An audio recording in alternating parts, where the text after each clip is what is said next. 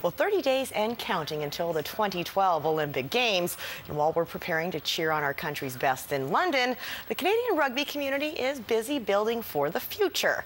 2016 Sevens Rugby will make its Olympic debut, and many of the players who will crack that roster will be on the island next month for the second Victoria International Sevens Tournament. I think they're going to see some real great rugby, and it's a real good atmosphere. We'll have a great atmosphere in there where they can come and there's a new game every 20 minutes, and we're going to have the Monkey Tree is going to have a VIP lounge there, and sponsored by them, and there's going to be lots of refreshments. In the Lions Club from Saanich is doing all the food and that. So I think the Centennial Stadium, they'll be quite surprised, and it'll be turned into quite an atmosphere. Quite an atmosphere and quite a display of talent over 2 days.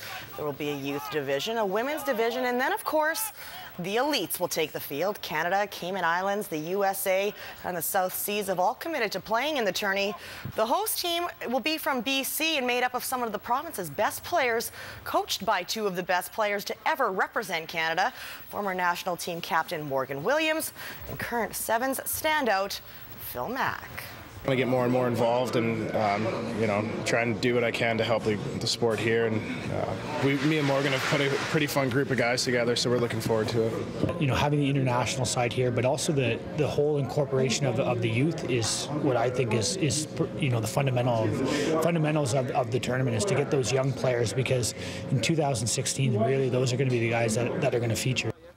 Well, it's all about developing our youth. The top U14 players in the province will be showcased in the tourney, competing for the division championship. In the under-18 division will be a showcase of future Olympians from Canada and the United States.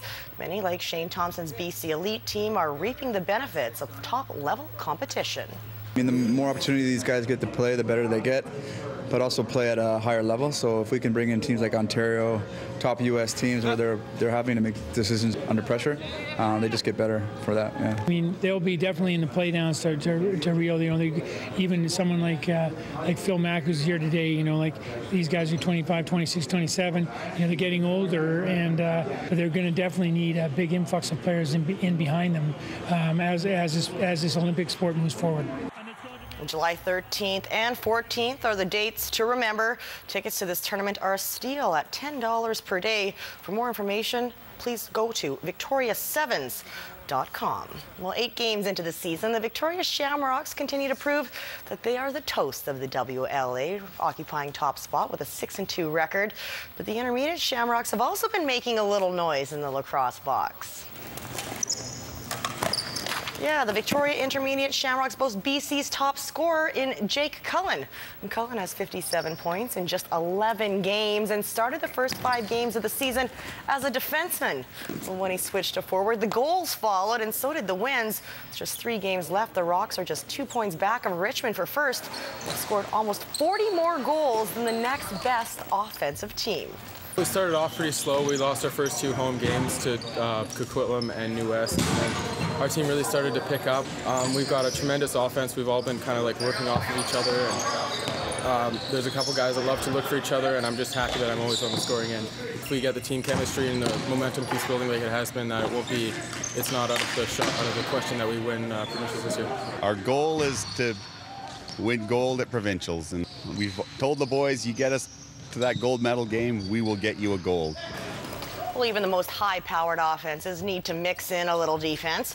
3 times this season, the Rocks have scored more than 20 goals in a game, but those offensive outbursts just don't happen in the playoffs. Our defense needs to toughen up a little bit.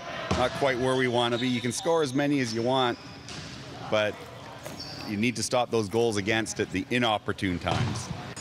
Some teams will falter in the playoffs and some teams will excel, so hopefully we're the team that will excel.